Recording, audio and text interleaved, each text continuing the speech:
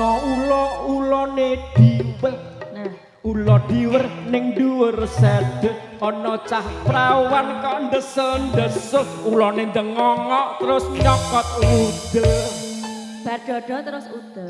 Kan saya medok. Langkut tekan-tekan to. Iya. Ayo lanjutke. Arumbia. Arumbia saya. Cantik menawan. Ana ula-ulane kluwuk. Ula kluwuk ning dhuwur ngebuk. Ana penyanyi kok lungguh ngantuk. Ula ndengok terus nyok arumbia.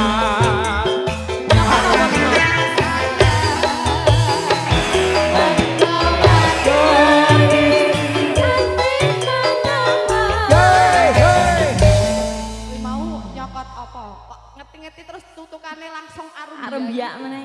Ulane wedi terus bablas bali nyanyi neh dadi. Ulane wedi terus bablas arumbia. Wis ah. Oh, ngono. Yo. Terus tak cethake lha aku mau lho, ula dhuwuk ning dhuwur kebuk. Iya. Kan nyanyi arumbia ra. Nyanyi no. Iya, wis kok ngomah wis siap-siap kok ora nyanyi. Ayo Diangga, mainkan. Mbok sing alus kok nek karo Diangga ki ora oleh ngono kuwi lho. Ayo Diangga, main. Kowe iki gen karo Angga kowe karo aku. Aku. Motoku ki ya jek sehat lho Pak Jen. Kok kowe jek sehat piye maksudnya? Mripatmu to? Ya iya to ya jek sehat to nyawang di sing bagus ngono ki ya jek ketok. Mosok karo MC ini iki kaya ngene iki lho. Sinyale sih apik lho dadi. Ya. Yo. Ana ulane sawo. Asik. Ula sawo ning isor koso. Ketemu maneh karo MC Joyo. Uang ganteng ning ra duwe waja. MC-ne Joyo. Uangnya ganteng ning ora duwe waja. Lah kuwi kaya pikmetik ngono kok.